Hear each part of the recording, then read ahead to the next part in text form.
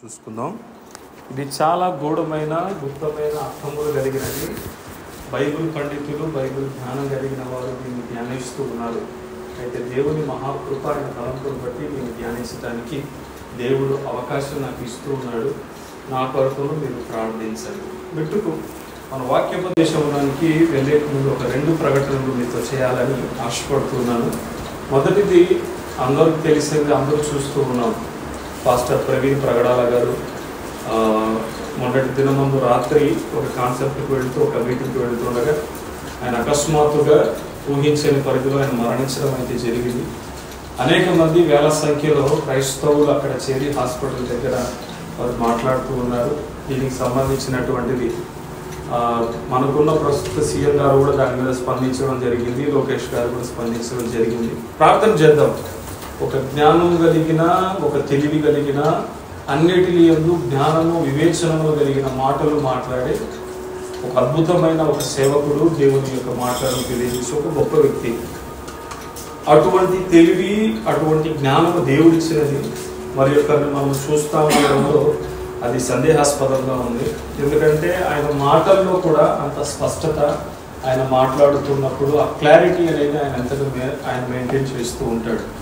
మన యూట్యూబ్లో కూడా ఒక 2-3-5 రోజుల క్రితం కూడా ఇండియా వైడ్లో ఉన్న హిందూ ధర్మకర్తతో కూడా ఆయన డెబ్యూట్ చేయడం జరిగింది. చాలా శ్రేష్టమైన విషయాలను ఆయన మాట్లాడడం జరిగింది. సో అటువంటి గొప్పగా ఎవరైతే క్రైస్తవుల మీద దుర్బోధలు, దుర్భాషలు మాట్లాడుతున్నారో వారికి తగినట్లుగా సరి అయిన సమాధానం ఇచ్చే ఒక గొప్ప వ్యక్తి ఈరోజు మన మధ్య లేకపోవడం ఎంతో బాధాకరమైన విషయం.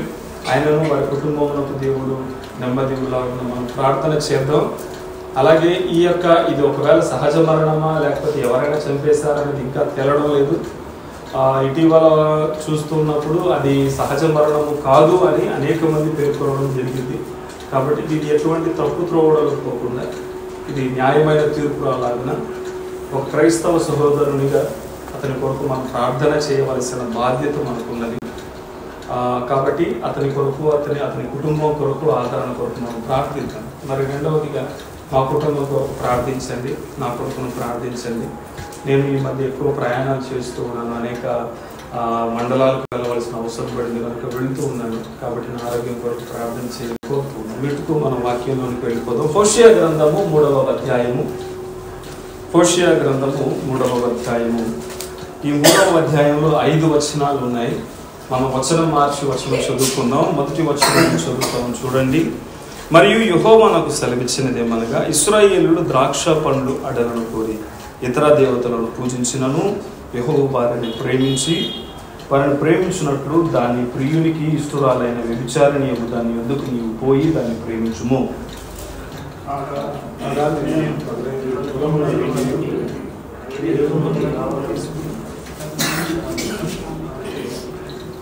ఇట్లాంటివి చాలా దినములు నా పక్షమున నిలిచియుండి ఏ పురుషుని కూడకేయు వ్యభిచారము చేయకుని ఉండవలెను.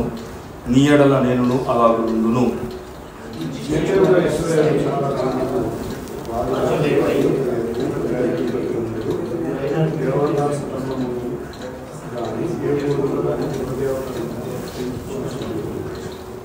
తరువాత ఇశ్రాయేలీయులు తిరిగి వచ్చి తమ దేవుడైన యెహోవా యొద్దను తన రాజైన దావీదును విచారణ చేయుదురు. ఈ దినముల అంతము అందు వారు భయభక్తులు కలిగి యెహోవా అనుగ్రహం అందుటకై ఆయన యొద్దకు వస్తారు. ప్రార్థన చేసుకుందాం. పరిశుద్ధుడైన తండ్రి, జీవం కలిగిన యేసు ప్రభువా, శివాధిపతి, నీ పాదాలకు స్తోత్రాలు. ఈరోజు అన్నింటిలో, మా పనుల్లో, మా విషయాల్లో, మా ప్రయాణాల్లో మీరు మాకు తోడు వింటూ నడిపిస్తూ వస్తూ ఉన్నారు. మేము సజీవులుగా ఉన్నామంటే కారణం మీ కృపే, మేము నిలబడి ఉన్నామంటే కారణం మీ కృప. అందును బట్టి నీకు స్తోత్రములు చెల్లిస్తూ ఉన్నాం. ఆయన వెతుకుని ఆయన పనికిరాని వాడిని, అజ్ఞాని అయిన యోగ్యత లేని వాడిని నన్ను మేము నిలబెట్టి నీ వాక్యమును ఆయన నీ యొక్క ప్రియ భక్తులతో పంచుకోవడానికి మీరు ఇచ్చిన అవకాశానికి స్తోత్రాలు. నేను నా మాట, నా తలంపు కాదు కానీ మీరే మాట్లాడండి. ఏ మాటలు మా అందరికీ క్షేమాభివృద్ధిని కలుగు చేస్తుందో ఆ మాటలు మీరు మాతో మాట్లాడుకోరని రక్షకుడు అయిన యేసుక్రీస్తు నామమున ప్రార్థించి సహాయమును కోరుకుంటున్నాము తండ్రి. ఆమేన్. ప్రేమైన వాళ్ళ సమయము 8:05 వస్తుంది.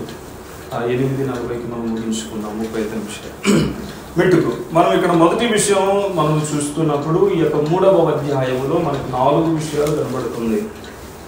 4 విషయాలు ఒకదాని వెంబడి ఒకటి మనం చూసుకున్నప్పుడు ఒక ఆత్మీయ జీవితానికి లేక ఒక కుటుంబానికి లేక ఒక భక్తునికి ఉండవలసిన లక్షణాలు ఏమి, ఎలా ఉంటే మనం ఆశీర్వదింపబడతాం అనే కోణంలో మనం దీన్ని ధ్యానించుకుందాం. ఈ 3వ అధ్యాయానికి మనం వచ్చేటప్పటికి యెహోవా సెలవిస్తూ ఉన్నాడు. దాసుడైన అతని భక్తుడైన హోషేయకి దేవుడు సెలవిస్తూ ఉన్నాడు. ఆ సెలవును బట్టి ఇది కొన్ని ఘాటుగా ఉన్నను ఇక్కడ దేవుడు అంటున్న మాటలు ఏమంటే, నా ప్రేమను నేను తెలియజేయటానికి. ఈ విషయాన్ని మనము ఈ యొక్క ధ్యానంలో ఇప్పుడు మనం జ్ఞాపకం చేసుకోవాలి. దేవుడు ఉదాహరణగా ఇక్కడ చెప్పలేదు, కానీ దేవుడు ఒక సందేశముగానే ఈ ప్రవక్త ద్వారా దేవుడు చేయిస్తూ ఉన్నాడు. సందేశముగా మారిన ప్రవక్తని మనం దీన్ని ధ్యానిస్తూ ఉన్నాం. అయితే ఇక్కడ మనం చూస్తూ ఉన్నప్పుడు దేవుడు ఒక ఉపదేశమును ఇస్తూ ఉన్నాడు. యెహోవా నాకు సెలవిచ్చినదేమనగా, ఆయన ఒక సెలవిస్తూ ఉన్నాడు దేవుడు. ఆ సెలవులో మొదటిగా మనం చూసినప్పుడు మొదటి వచనం చదవండి. నాకు సెలవిచ్చినదేమనగా, ఇశ్రాయేలీయులు చాలు. మొదటిగా మనం చూస్తున్న విషయం, ఇశ్రాయేలీయులు దేన్ని కోరుకుంటున్నారు? ద్రాక్ష పండ్ల అడలను వారేం చేస్తున్నారు? కోరి. మనిషికి, మానవునికి అనేక విధములైన కోరికలు ఉంటాయి. ఒక గర్భమున పుట్టిన అన్నదమ్ములైనా, ఒక గర్భముందు పుట్టిన అక్క చెల్లెళ్ళైనా వారి తలంపులు, వారి ఆలోచనలు వేరుగా ఉంటాయి. మనిషి యొక్క కోరికలు వేరుగా ఉంటాయి. విశ్వాసి యొక్క కోరికలు వేరుగా ఉంటాయి. భక్తుల యొక్క కోరికలు వేరుగా ఉంటాయి. అన్యుల యొక్క కోరికలు వేరుగా ఉంటాయి. అయితే ఇక్కడ మొదటిగా మనం చూస్తున్నప్పుడు ఒక విశ్వాసిగా లేక మన యొక్క కోరిక ఏమై ఉండాలి? వారు దేని కోరుకుంటున్నారు? నీవు కానీ నేను కానీ దేన్ని మనం కోరుకుంటున్నాం? ఇశ్రాయేలు ప్రజల గురించి దేవుడు సంబోధిస్తూ ఇక్కడ అంటున్నమాట, ఇశ్రాయేలు ప్రజలు ఏం కోరుకుంటున్నారంటే ద్రాక్ష పండ్ల అడలను కోరుకుంటున్నారు. వారు దాన్ని కోరుకొని వారు చేస్తూ ఉన్న కార్యం దుష్క్రియ. అన్య దేవతలను పూజిస్తూ ఉన్నారు. దేనికోసం? ఇలా అనుకున్నాం, వారు దేవునికి విరోధముగా ప్రవర్తిస్తూ ఉన్నారు. దేవునికి నచ్చని సంఘటన వారు చేస్తూ ఉన్నారు. దేనికోసం? ద్రాక్ష పండ్ల అడలను కోరుతూ ఉన్నారు. పరిశుద్ధ గ్రంథంలో అనేక మంది అనేక విషయాలను కోరుకున్నారు. ఆ కోరికలను బట్టి, వారికి వచ్చిన కోరికలను బట్టి నష్టపోయిన వారు అనేకులు ఉన్నారు, కోల్పోయిన వారు అనేకులు ఉన్నారు. వారును వారి యొక్క భార్యలను, వారి యొక్క దాసులను, దాసీలను, వారికి కలిగినదంతయు పశు ధాన్యములతో సహా కాల్చివేయబడిన వారు అనేక మంది మనం పరిశుద్ధ గ్రంథంలో చూస్తూ ఉన్నాం. అయితే ఇక్కడ మనం చూస్తున్నప్పుడు ఇశ్రాయేలు ప్రజలు ద్రాక్షాడలను కోరి వారు అన్య దేవతలను పూజిస్తూ ఉన్నారు. మొదటిగా ఈ యొక్క కోరికలలో మనం ఒక 2 విధములైన కోరికలను మనం చూద్దాం. చూడండి, 2వ రాజుల గ్రంథము 5వ అధ్యాయము 9వ వచనం చూడండి. 2వ రాజుల గ్రంథము 5వ అధ్యాయము 9వ వచనం. నయమాను గుర్రములతోనూ వచ్చి చాలు. ఇక్కడ నయమాను వస్తూ ఉన్నాడు. ఎక్కడికి వస్తూ ఉన్నాడు?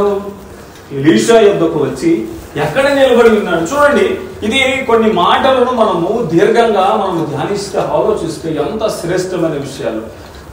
ఇదే అధ్యాయంలో 2వ రాజుల గ్రంథం 5వ అధ్యాయంలో మొదటి వచనంలో ఏముంది చూడండి. సిరియా రాజు నయమానుడు అప్పుడు ఉండెను. యెహోవాయే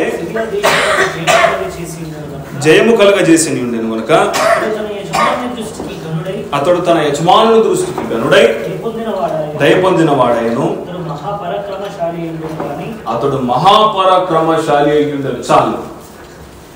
ఈ యొక్క సిరియా రాజైన అతని యొక్క సైన్యాధిపతి అయిన నయమాను గురించి మనం ఇక్కడ చూస్తున్నప్పుడు, ఈ నయమాను ఎటువంటి వాడంటే మహాపరాక్రమశాలి, బలమైన వాడు, గొప్పగా యుద్ధం చేయగలిగిన వాడు, రాజుతో పాటు ఉన్నవాడు, ఆ సన్నిహిత్యం కలిగిన వాడు, రాజమందిరంలో రాజులతో పాటు నివసించే ఈ యొక్క మహాబలమైన వాడు, శక్తి కలిగిన వాడు, ఒక మహాయోధుడు ఎవరి యొద్ద నిలబడి ఉన్నాడు? చూడండి, మనం 5వ అధ్యాయం 9వ వచనంలో చూస్తే ఎక్కడున్నాయి? నయమాను గుర్రములతోనూ రథములతోనూ వచ్చి ఎలీషా ఇంటి ద్వారము ముందర నిలిచాడు. అది అతను అన్యుడే కావచ్చు, కానీ అతనిలో ఉన్న శ్రేష్టమైన గుణాలను మనము చూస్తే అతను ఎంతో గొప్పవాడైనా అతను అనుకున్నాడేమో, బహుశా నేను ఎంత పరాక్రమవంతుడైనా, ఎంత గొప్పగా యుద్ధం చేసినా, ఎంత గొప్పగా నేను రాజుతో ఉన్నా, రాజులతో కలిసి ఉన్నా, రాజభోగాలను నేను అనుభవిస్తూ ఉన్నా, ఈ భక్తుని యొద్ద నేను ఎక్కడ ఉన్నాను? గడప యొద్దే ఉన్నాడు. అయితే ఈ నయమాను ఎలీషా యొద్దకు వెళ్ళడానికి గల కారణం ఏమంటే అతనిలో ఒక కోరిక ఉంది. ఈ నయమాను ఎలీషా యొద్దకు వెళుతున్నాడు అంటే అతనికి ఒక కోరిక ఉంది. అతను గొప్ప పరాక్రమవంతుడే, కానీ అతనికి ఏముంది? పుష్టి ఉంది. అతనికి ఒక లోపం ఉంది. ఆ లోపమును అతడు వాటి నుండి పరిహరించుకోవటానికి, ఆ లోపమును సరిదిద్దుకోవటానికి అతడు ఎలీషా యొద్దకు వెళుతున్నాడు. ప్రియమైన వాళ్ళని ఆలోచించారు. అన్యుడే, ఆయన లోపం ఉన్నప్పుడు సరిదిద్దుకోవాలని ఆశ కలిగిన వాడు. అతని కోరికలో ప్రత్యేకమైనది. అతడు ఎవరి మాట విన్నాడు అని మనము చూసినప్పుడు అతని ఇంటిలో పనిచేయుచున్న చిన్నదాని మాట విన్నాడు.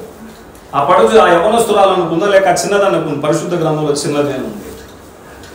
ఆ చిన్నదాని మాట విని వేరొక దేశపు రాజ్యంలోనికి రాజు యొద్దకు పోకుండా అతని యొక్క గడప యొద్దకు వెళ్ళి నిలిచి ఉన్నాడంటే అతనిలో ఉన్న తగ్గింపే కదా. అతడు ఆ గడప యొద్ద ఉన్నాడు. ప్రేమైన వారు, ఇతని ఆశ మనం చూస్తూ ఉన్నప్పుడు నయమాను యొక్క ఆశ ఏమిటి, అతని కోరిక ఏమిటి అని మనం చూస్తూ ఉంటే స్వస్థత కలవాలి. ఈ లోపంలో నుండి నాకు స్వస్థత కావాలి, ఈ లోటులో నుండి నాకు స్వస్థత కావాలి, ఈ కష్టంలో నుండి నాకు స్వస్థత కావాలి. ఎందరో దగ్గరికి వెళ్ళి ఉండవచ్చు, ఎన్నో విధములైన వైద్యములు చేసి ఉండవచ్చు, అధికారం ఉంది, ధనం ఉంది, బలం ఉంది, దానికి తగినట్లుగా అతను ఎన్నో వైద్యులను సంప్రదించి చేసి ఉండవచ్చు. అయితే అతనిలో ఉన్న శ్రేష్టమైన విషయం మనం ఇక్కడ చూస్తూ ఉన్నాం. స్వస్థత పొందబోరిన వాడే ఎవరి దగ్గరకు వెళ్తున్నాడు? ఎలీషా దగ్గరకు వెళ్తున్నాడు. ప్రేమైన వాళ్ళ, అయితే ఇదే విషయంలో ఇంకొక వ్యక్తి కోరిక ఉంది. చూడండి, 2వ రాజుల గ్రంథం 5వ అధ్యాయం 20వ వచనం చూడండి. అంతటా దైవజనుడైన ఎలీషాకు సేవకుడగు గేహాజీ వాటిని అంగీకరించుటకు నా యజమానునికి మనస్సు లేకపోయిను, గాని యెహోవా జీవముతోడు నేను పరిగెత్తుకుని పోయి అతన్ని కలుసుకొని అతని యొద్ద ఏదైనా తీసుకుందననుకోండి. ఇక్కడ ఒక ఆయన పరిగెడుతున్నాడు, ఇక్కడ ఒక ఆయనకు కోరిక వచ్చింది. ఇతడు సాధారణమైన వ్యక్తి కాదు. ఆలోచించండి, నయమాను సాధారణమైన వ్యక్తి కాదు, ఈ గేహాజీను సాధారణమైన వ్యక్తి కాదు. ఎందుకు?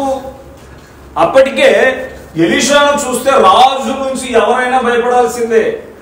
శుభవర్తమానముతో వస్తూ ఉన్నావా అని అతని దూరం నుంచి చూసిన వారు పలకరిస్తూ ఉన్నారు, భయపడుతూ ఉన్నారు. అయితే మనం ఇక్కడ చూస్తున్నప్పుడు ఈ యొక్క గేహాజీ కూడా సాధారణమైన వ్యక్తి కాదు, దైవజనుడితో ఉన్నవాడు. ఆ దైవజనుడు ఎటువంటి వాడు అంటే రోషము కలిగిన వాడు, దేవుని శక్తి కలిగిన వాడు, దైవ ప్రభావము కలిగిన వాడు, అద్భుతములను సూచక క్రియలను చేయగలిగిన గొప్పవాడు. అతన్ని అనేకులు లూకాసు వార్తల్లో కూడా మనం చూసినప్పుడు ఎవరు అనుకుంటున్నారు దేవుడు అడిగిన ఎవరు అనుకుంటున్నారు ఈ జనాలు అన్నప్పుడు మనం అక్కడ అనేక కోణాల్లో మనం చూడవచ్చు. అయితే ఇక్కడ మనం చూస్తున్నప్పుడు ప్రియులారా ఆలోచించండి, ఈ గేహాజీ కొరకు ఇతనికి కోరిక వచ్చింది, నా యజమానుడు తీసుకోలేదు, ఎలీషా వద్దన్నాడు. స్వస్థత కలిగిన తరువాత అతను తీసుకొని వచ్చిన బంగారమును, తీసుకొచ్చిన ప్రశస్త వస్త్రములను ఎలీషా వద్దనగా అతని సేవకుడైన, అతని దాసుడైన, అతనితో పాటు ఉంటున్న సేవకుడు గేహాజీ పరుగెడుతున్నాడు. ఇతనికి ఎటువంటి ఆశ? ఆ పరుగును బట్టి అతనికి చివరికి ఏమొచ్చింది? కుష్ఠరోగం వచ్చింది. ఎవరికి వచ్చింది? గేహాజీకి మాత్రమే కుష్ఠరోగం వచ్చింది. గేహాజీకి అక్కడ మనం చూసినప్పుడు ఆ తరతరములు అతనికి ఆ వ్యాధి వస్తూనే ఉంది. ప్రేమైన వాళ్ళ ఆలోచించండి, దేని కొరకు ఆశ? మనం తిరిగి హోషేయ గ్రంథానికి వెళ్ళిపోదాం. చూడండి, ఇక్కడ మనము చూస్తూ ఉన్నప్పుడు ఇశ్రాయేలు దేని కోరారు అంటే ద్రాక్ష పండ్ల అడలను కోరారు. విగ్రహార్పితములు చేస్తూ ఉన్నారు, విగ్రహాలకు అర్పిస్తూ ఉన్నారు. మన కోరికలు ఏమిటి? మొదటిగా నయమాను యొక్క కోరికను మనము చూసాము, గేహాజీ యొక్క కోరికను చూసాం. అతను పరిగెడుతూ ఉన్నాడు. తన యొక్క యజమానుడైన ఎలీషా చెప్పే వద్దన్న వాటి కొరకై చివరికి ఏం తెచ్చుకున్నాడు? అదే రోగమును తెచ్చుకున్నాడు, వ్యాధిని తెచ్చుకున్నాడు. అయితే చిన్నదాని మాట విన్న నయమాను దేని కొరకు ఆశ కలిగి వెళ్ళాడో తెలుసా? స్వస్థత పొందాలని. తిరిగి స్వస్థత పొంది సదుద్దేశంతో వెళ్ళిన వాడు పరిపూర్ణమైన స్వస్థత వస్తే దుర్బుద్ధి కలిగిన వాడు, దురాశ కలిగిన వాడు ఆ యొక్క వ్యాధిని తీసుకొని వచ్చినట్టుగా మనం చూస్తూ ఉన్నాం. మరి ఎన్నడూ ఆ జనంలో కానీ ఆ జనాంగంలో కానీ ఉండడానికి వీలు లేదు. ధర్మశాస్త్రం ప్రకారం కుష్ఠరోగం కలిగిన వారు పాలెంలోనికి రావడానికి అర్హత లేదు, వారు బయట ఉండవలసిన వారు. ప్రేమైన వారిని ఎన్నడూ వారితో కలిసి ఉండే ఆ గొప్ప భాగ్యాన్ని కోల్పోయాడు. మొదటిగా మనం చూసినప్పుడు మనం దేన్ని కోరుతూ ఉన్నాం?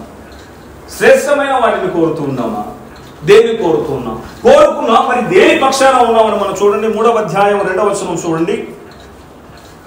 కాగా నేను 15 తులముల వెండి 5 తులములు ఆభరణములు తీసుకొని దానిని కొని ఆ మందిరములో పెట్టెదను. ఇట్లాంటిని చాలా దినములు నా పక్షమున నిలిచి ఉంది. చాలు.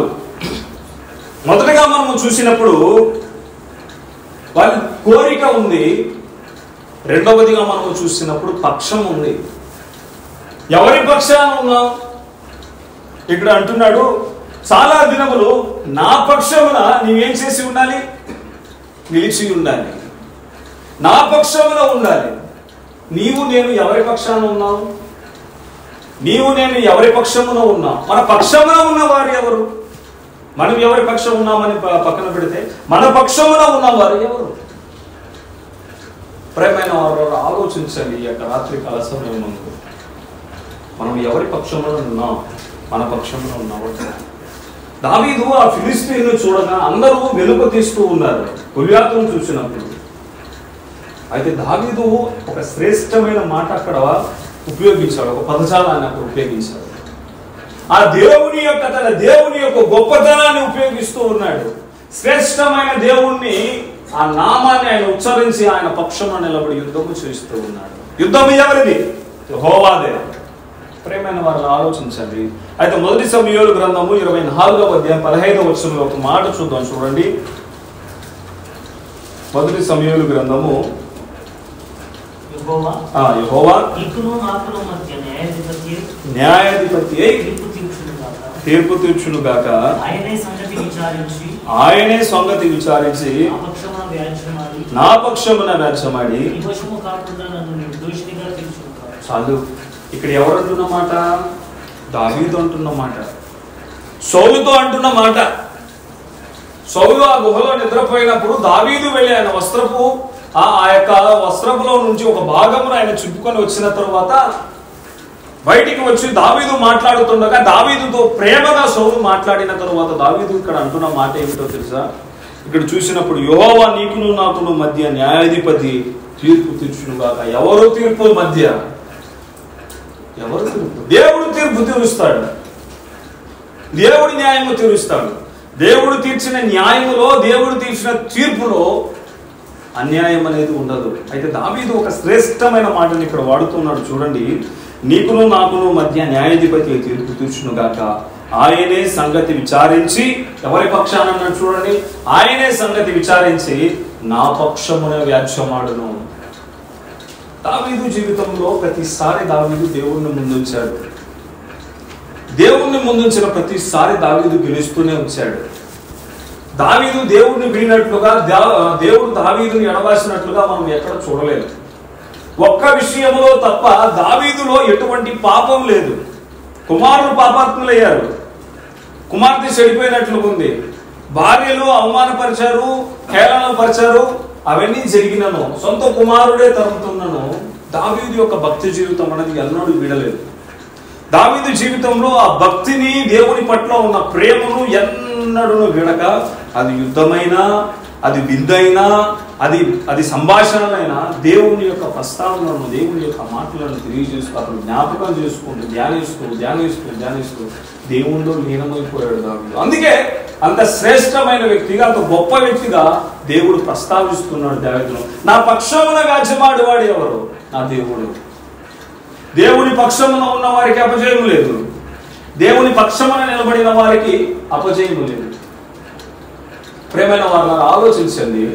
యోషువ గ్రంథంలో మనం చూసినప్పుడు ఆ పట్టణం మీద వారు ఎందుకు ఓడిపోయారు? హాయి పట్టణం మీద దేవుడు ఇచ్చిన ఆజ్ఞను వారు అనుసరించలేకపోయారు.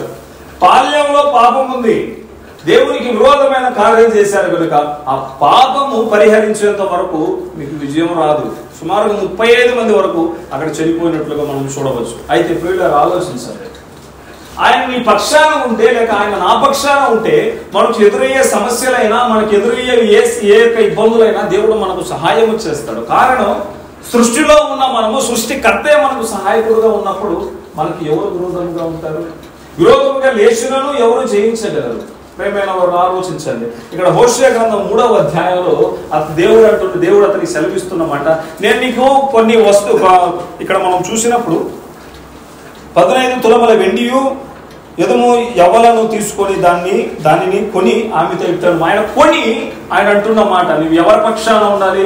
నా పక్షాన ఉండు. అది నువ్వు ఎలా ఉండాలి? నిలకడగా ఉండాలి, దేవుణ్ణి ప్రేమించాలి, దేవుణ్ణి వెంబడించాలని కోరుకున్నాం మనం. ఆయన పక్షమున ఉండాలి. అయితే ఆయన పక్షమున మనం ఎలా ఉండాలి? నిలకడగా ఉండాలి. రూతు గ్రంథంలో మనం చూస్తున్నాం, ఇక్కడే ఉండు, నిలకడగా ఉండు. ప్రేమైన వారిని ఆలోచించాడు. రెండవదిగా మనము చూస్తున్నప్పుడు ఆయన పక్షమున నిలిచి నిలకడగా ఉండు. ఆయన వెంబడించడానికి వచ్చాం, ఆయన అనుసరించడానికి వచ్చాం, ఆయన విశ్వసించాం. ఆయనే దేవుడు, ఆయన రాజ్యంలో చేరాలని కోరిక మొదటిగా మనకున్నది. ఆ కోరికల్లో మనం ఎవరి పక్షమున ఉన్నాం అంటే మనం ఆయన పక్షమున ఉన్నాం. అయితే ఆయన పక్షమున ఉన్నాం. అయితే ఆయన పక్షమున ఎలా ఉన్నాం? నిలకడగా ఉన్నాం. మూడవదిగా మనం చూసినప్పుడు చూడండి,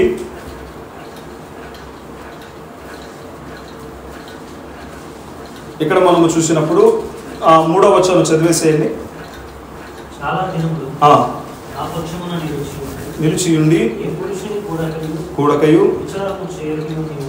నీ ఉండవలెను అలాగనుండు. 4వ వచనం, రాజు లేకయు అధిపతి లేకయు. చాలు. ఇక్కడ మనం మూడవదిగా మనము చూసినప్పుడు చాలా దినములు రాజు లేకయు అధిపతి లేకయు బలి నర్పింపకయు నుందురు. ఇశ్రాయేలీయులు ఏం చేయకుంటున్నారంటే, రాజు లేని దినాలు వారికి వస్తాయి, అధిపతులు లేని దినాలు వస్తాయి. అయితే వారు చేయవలసిన ధర్మం, వారు చేయవలసిన కార్యం ఏంటి? బలి అర్పించడం. ఎవడైనాను దేవునికి విరోధముగా పాపం చేసిన ఎడల ఆ పాపములకు పరిహారార్థంగా వాళ్ళు ఏమి అర్పించాలి? బలి అర్పించాలి. అయితే బలి లేకుండా ఇశ్రాయేలు ఉన్నారు. బలి లేకుండా ఇశ్రాయేలు ఉన్నారు. బలి అర్పింపకయు. బలి అనేది దేనికి సాదృశ్యం? ఆరాధనకు సాదృశ్యం. స్తుతి, బలి, స్తుతియాగ ద్రవ్యములు. ప్రియమైన వాళ్ళు ఆలోచించారు. ఇక్కడ మనం చూస్తున్నాం, వాళ్ళు బలి లేదు, వారు దేవుణ్ణి కోరుకున్న వారే, వారు ఆయన పక్షంలో నిలిచిన జనాంగమే. అయితే వారిలో ఏం లేదు? బలి లేదు. ప్రియమైన వారు చూడు, నిర్గమాకాండము 5వ అధ్యాయము 17వ వచనం. నిర్గమాకాండము 5వ అధ్యాయము 17వ వచనం.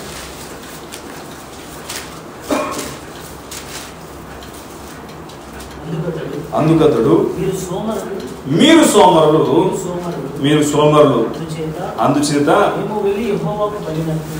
మేము వెళ్ళి యెహోవాకు బలి నర్పించుటకు మీరు అడుగుచున్నారు. మీరు సోమరులు అని ఎవరితో చెప్తున్నారో తెలుసా? ఇక్కడ ఫరో రాజు ఇక్కడ అంటున్న మాట, ఇశ్రాయేలీయుల్ని, దేవుణ్ణి మేము వెళ్ళాలి, ఏ చోటు చూపిస్తాడో తెలియదు, ఏ జంతువును బలి కోరుతాడో తెలియదు, ఏ పశువును ఆయన ఎంచుకుంటాడో తెలియదు, ఏ పొట్టేళ్లను మేకను గొర్రెను ఆయన ఎంచుకుంటాడో తెలియదు. అయితే మేము వెళ్తాం, మేము 3 దినముల ప్రయాణం అంత దూరం వెళ్తాం, మేము సుదీర్ఘమైన ప్రయాణం చేస్తాం. దేవుడు చెప్పిన చోట, దేవుడు కోరుకున్న వాటిని, ఏర్పరిచిన వాటిని మేము బలి అర్పిస్తామన్నారు. అందుకు ఆ రాజు ఫరో రాజు చెప్తాం, మీరు సోమరులు. దేనికి? దేవుణ్ణి బలి అర్పించడానికి మీరు వెళ్తున్నాం అంటున్నారు. అయితే ప్రియులారా, మీరు బలి కొరకు యుద్ధం చేయడానికి కూడా సిద్ధపడుతూ ఉన్నారు, రాజుని ఎదిరించడానికి కూడా సిద్ధపడుతున్నారు. దేని కొరకు? బలి కొరకు, స్తుతి కొరకు. అయితే అటువంటి ఇశ్రాయేలు ప్రజలు అటువంటి రోషము కలిగిన ఇశ్రాయేలు ప్రజలు, అటువంటి శ్రేష్టమైన వాంఛ కలిగిన ఇశ్రాయేలు ప్రజలు హోషేయ గ్రంథానికి వచ్చేటప్పటికి వారి మధ్యలో ఏం లేకుండా పోయింది? బలి లేకుండా పోయింది. క్రైస్తవ జీవితంలో బలి లేకుండా పోతూ ఉంది, స్తుతి లేకుండా పోతూ ఉంది. ఇక్కడ మూడవ విషయముగా మనం చూస్తూ ఉన్నమాట, బలి ఉందా, స్తుతి ఉందా. అంత మాత్రమే కాదు, ఇదే నిర్గమాకాండంలో 32వ అధ్యాయానికి వచ్చేటప్పటికి చూడండి, 32వ అధ్యాయము 8వ వచనం మనం చూసినప్పుడు, 32:8వ వచనం మనం చూస్తే, త్వరగా తొలగిపోయి తమ కొరకు పోత పోసిన దూడను చేసుకొని దానికి సాగిలపడి బలి నర్పించి, ఓయి ఇశ్రాయేలు, ఐగుప్తు దేశములో నుండి నిన్ను రప్పించిన నీ దేవుడు ఇదే అని చెప్పుకొనిది. ఎవరంటున్న మాట ఇది? ఏ ఇశ్రాయేలు ప్రజలైతే పరిపూర్ణమైన నిజమైన బలి చేయాలని కోరుకున్నారో అదే ఇశ్రాయేలు దినాలు ఏమైపోయిందంటే రాను రాను రాను రాను రాను రాను ఆ శ్రేష్టమైన ప్రదేశమునకు వెళ్ళటానికి, ఆ శ్రేష్టమైన వాటిని తీసుకువెళ్ళటానికి చిన్నలు మొదలుకొని పెద్దలు మొదలుకొని ముసలివారు మొదలుకొని అందరూ వెళ్ళి ఆరాధించాలని ఆశ కలిగి ప్రారంభించారు ఇశ్రాయేలు యాత్ర. ఆయనను మాత్రమే అది ఏదైనా సరే ఆయన ఏది కోరుకున్నా ఇవ్వటానికి సమర్పణ కలిగి ప్రారంభించారు ఇశ్రాయేలు యాత్ర. అయితే ఇక్కడికి వచ్చేటప్పటికి ఆ యాత్రలో వెనుదిరిగారు. తగ్గిపోయింది వారి భక్తి, తగ్గిపోయింది వారి విశ్వాసం. దేన్ని చూసో అన్నీ తెలుసు అనుకున్నారేమో. బహుశా మనం ఇక్కడ చూస్తున్నప్పుడు వారే ఒకదాన్ని ఏర్పరిచారు. పోతపోసిన విగ్రహం చూసి ఇశ్రాయేలు, ఓయి ఇశ్రాయేలు, ఇక్కడ మనం చూస్తూ ఉన్నప్పుడు దానికి సాగిలపడి బలి నర్పించి, ఓయి ఇశ్రాయేలు, ఐగుప్తు దేశం నిన్ను రప్పించిన నీ దేవుడు ఇదే అని చెప్పుకొనిది. ప్రేమైన వారు, ఆ బలి మారిపోయింది. దేని కొరకైతే వారు పోరాడి వచ్చారో, దేన్ని ఉద్దేశించుకొని వారైతే ప్రారంభించారో వారి యాత్రా జీవితాన్ని, ఏ కోరికతో వారు ప్రారంభించారో, వారు మార్గమందు ఉండగానే, మార్గమందు వారు గమ్యస్థానం చేరలేదు. అప్పటికి మార్గమందు ఉండగానే వారి బలి మారిపోయింది. మార్గమందు ఉండగానే వారి మాట మారిపోయింది. మార్గమందు ఉండగానే వారి యొక్క ఆలోచనలు మారిపోయాయి. మార్గమందు ఉండగానే వారి తలంపులు మారిపోయింది. అప్పటి వరకు ఆయన ఏ ప్రదేశమైనా సరే అన్నవారు ఇప్పుడు ఈ ప్రదేశం అంటున్నారు. అప్పుడు ఏదైనా సరే ఆయనకు బలి నర్పిస్తా అన్నవారు ఇప్పుడు దీనికే బలి ఇవ్వండి అంటున్నారు. దీనికే వారు బలి అర్పించే ఆ విగ్రహమునకు వారు అంటున్నమాట, ఓయి ఇశ్రాయేలు, ఐగుప్తు నుండి చూడండి, ఐగుప్తులో దేశంలో నుండి నిన్ను రప్పించిన నీ దేవుడు ఇదే. ప్రేమైన వారిని ఆలోచించండి, బలి ఏమైపోతూ ఉంది, మన బలి ఏమైపోతుంది? దేవుడు మొదటిగా ఆరంభించిన ఆ యొక్క యాత్రా జీవితం అది పరిపూర్ణముగా ముగిసిందా? వారి కోరిక మంచిదై ఉంది, వారు దేవుని పక్షాన నిలిచారు. అయితే వారి బలిలో శ్రేష్టమైన బలి ఇవ్వాలనుకున్నారు. అయితే ఆ యాత్ర కొనసాగుతూ ఉండగా ప్రేమైన వారులారా, వారిలో ఏం లేకుండా పోయింది? బలి లేకుండా పోయింది. ప్రేమైన వారులారా, చివరిగా ఒక మాట మనం చూసుకున్నాం. చూడండి, 4వదిగా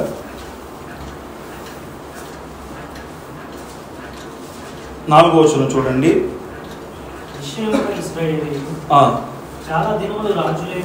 రాజు లేకయు అధిపతి లేకయు బలి నర్పింపకయు దేవతా స్తంభములు గాని ఏఫోదును గాని ఉంచుకొనకుండని. 5వ వచనం, తరువాత ఇశ్రాయేలీయులు తిరిగి వచ్చి తన దేవుడైన యెహోవా యొద్దను తమ రాజైన దావీదునొద్దను విచారణ చేయుదురు. ఈ దినముల అంతమందు వారు భయభక్తులు కలిగి. ఇక్కడ చివరిగా ఒకటి ఏముంది? యెహోవా అనుగ్రహం నందుటకై ఆయన యొద్దకు వత్తురు. ప్రేమైన వారు ఆలోచించండి, కోరిక మంచిదే, ఆయన పక్షమున నిలబడితే మంచిదే, ఆయనకు శ్రేష్టమైన బలి అర్పించితే మంచిది. ఈ 3 లక్షణాలు మనం ఇక్కడ చూస్తూ ఉన్నాం. అయితే 4వదిగా చూసినప్పుడు ఇవన్నీ మనం చేస్తే మనకు వచ్చేది ఏమిటంటే దేవుని యొక్క అనుగ్రహం. ఆయన చెంతకు చేరాలని ఆయన ఎదుట, ఆయన వాక్యం ఎదుట, ఆయన ప్రార్థనలో, ఆయనతో సంభాషణలో, ఆయన కూడికల్లో, వాక్యంలో మనం కోరిక కలిగి ఉన్నవారు. ఆ కోరిక కలిగి మనం యెహోవా పక్షమున, ఆయన పక్షమున మనం నిలబడినప్పుడు మనలో నుంచి పుట్టేది ఒక శ్రేష్టమైన బలి, ఒక పరిపూర్ణమైన ఆరాధన. ఇలా ఆయన కొరకై, ఆయన పక్షమున, ఆయన వాక్యములో మనము ఉన్నప్పుడు, ఇలా మనం ఆరాధిస్తూ ఉన్నప్పుడు ఇక్కడ ఒక శ్రేష్టమైన మాట ఉంది, ఆయన అనుగ్రహం మనకు వస్తుంది. దేవుని అనుగ్రహం రావాలంటే ఆయన మీద మనం కోరిక కలిగిన వారమై ఉండాలి, ఆ వాక్యము మీద కోరిక కలిగిన వారమై ఉండాలి, ఆ సన్నిధి కోరిక కలిగిన వారమై ఉండాలి. మొదటిది, ఆ కోరిక కలిగిన వారమై ఆయన పక్షమున మనము నిలబడి ఉండాలి, నిలకడగా ఆయన పక్షమున నిలబడి ఉండాలి. రెండవది, అయితే మూడవది చూడండి, చూసినప్పుడు అలా నిలబడినప్పుడు మనం ఎటువంటి బలిని అర్పించాలి అంటే శ్రేష్టమైన బలిని అర్పించాలి. ఇవన్నీ, ఈ మూడు కార్యములు మనం చేసినప్పుడు మనకు కలిగేది ఒక శ్రేష్టమైన, దాని యొక్క రిజల్ట్ ఏమిటంటే యెహోవా అనుగ్రహం. ఎజ్రా గ్రంథం చూడండి, ఎజ్రా గ్రంథము 7వ అధ్యాయము 6వ వచనం. ఈ ఒక్క మాట మనం చూసుకొని మనం ముగించుకుందాం. ఎజ్రా గ్రంథము 7వ అధ్యాయము 6వ వచనం.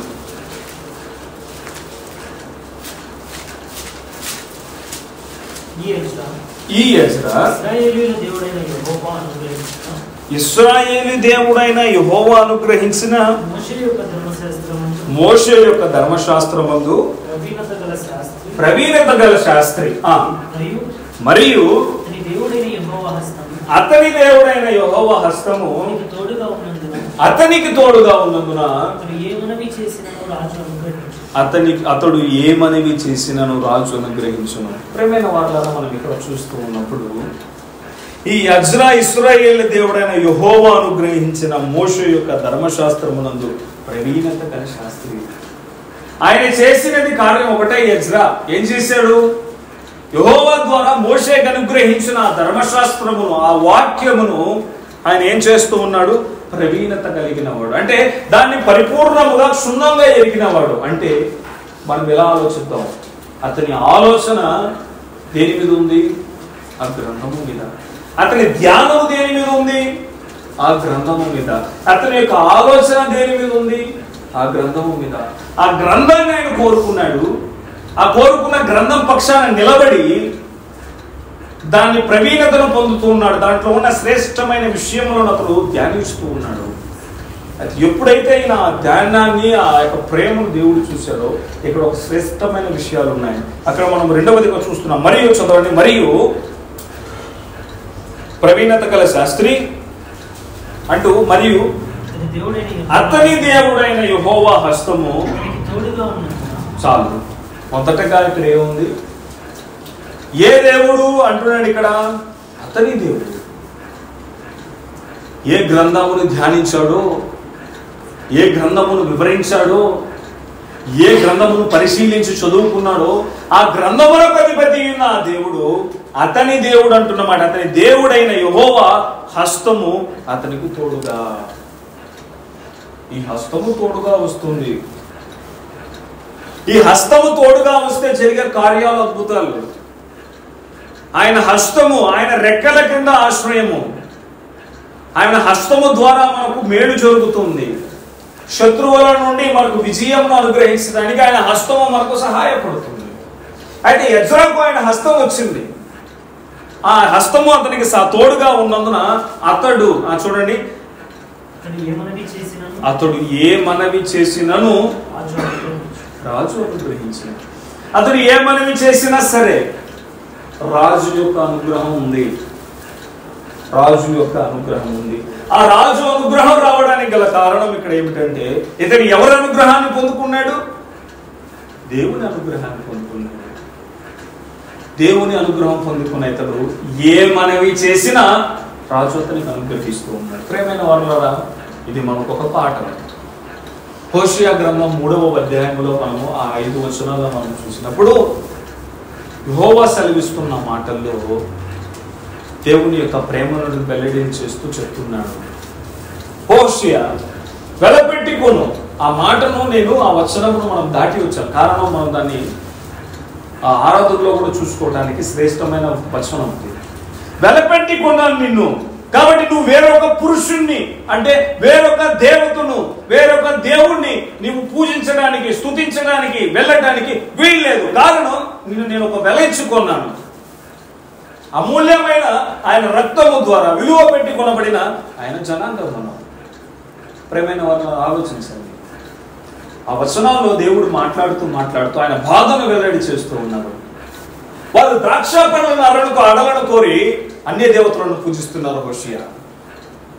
కాబట్టి నువ్వు చేయవలసిన విషయం, నువ్వు పెళ్ళి కొంత రొక్కమును ఇచ్చి ఆమెను కొని ఆమెతో నీవు మాట చెప్పాలి. నీవు నా పక్షమున ఉండి నిలకడగా ఉండు, నువ్వు అలాగూ ఉండు నన్ను చెప్పుకుంటూ వచ్చారు. అప్పటికి ఇశ్రాయేలుకు రాజులు లేదు, న్యాయాధిపతులు లేక వాళ్ళ యుద్ధం వారి మధ్యలో బలి లేకుండా పోయింది. అయితే ఒకానొక దినం వస్తుంది, ఆ దినమందు వారు యెహోవా అనుగ్రహం పొందుతారు. మనం దేన్ని కోరుకుంటున్నాము? మనం దేని పక్షాన ఉన్నాం? మనం దేనిని బలిగా అర్పిస్తూ ఉన్నాం? దేనికి బలిగా అర్పిస్తూ ఉన్నాం? అయితే ఈ మూడు మనము ఎజ్రా జీవితంలో మనం చూస్తూ ఉన్నాం. ఆయన వాక్యమును ఇష్టపడ్డాడు, వాక్యాన్ని కోరుకున్నాడు, ఆయన పక్షాన నిలబడ్డాడు, దానిలో ప్రవీణతను సాధించుకున్నాడు, శ్రేష్టమైన మాటలను పంచిపెట్టాడు, బలిగా అర్పించాడు. దానికి ఆయనకు వచ్చిన బహుమానమే, అతడు ఏమనేవి చేసినా దేవుడు ఆయనకి రిజెక్ట్ చేయలేదు, రాజు ఆయనకి రిజెక్ట్ చేయలేదు. మన జీవితంలో కూడా యెహోషువ గ్రంథం 3వ అధ్యాయం ధ్యానంలో మనం నేర్చుకున్న విషయం, మన జీవితంలో కూడా మన బ్రతుకుల్లో కూడా ఆయన పక్షాన మనం నిలబడినంత, ఆయన కోరుకున్నంత మాత్రం మన జీవితంలో విజయం రాదు. అయితే ఆయన పక్షంలో మనం నిలబడాలి. ఆయన పక్షంలో నిలబడినంత మాత్రాన విజయం రాదు. మనం ఆయన పక్షంలో నిలకడగా ఉండాలి. ఆయన పక్షంలో నిలకడగా ఉన్నంత మాత్రాన మనకి విజయం రాదు. ఆయనకు బలి అర్పించాలి. ఆయన బలిని మనం నిలకడగా అర్పించినప్పుడు, ఇవన్నీ మనము చేసినప్పుడు దేవుడు మన పక్షమున వస్తాడు. ఆయన మన పక్షముని వ్యాజ్యమాడుతాడు. ఆయన మనతో పాటు ఉంటాడు. అక్కడ మనం చివరిగా చూసిన శ్రేష్టమైనది, అతడు ఏది కోరినను రాజు అనుగ్రహం పొందాడు. రాజు దగ్గరను దేవుని దగ్గరను తిరుగులేని వాడుగా శ్రేష్టమైన భక్తుడిగా దేవుని కొనసాగాడు. అలాగే మనం కూడా ముందుకు సాగి ఆ కృపణ దేవుడు మనకు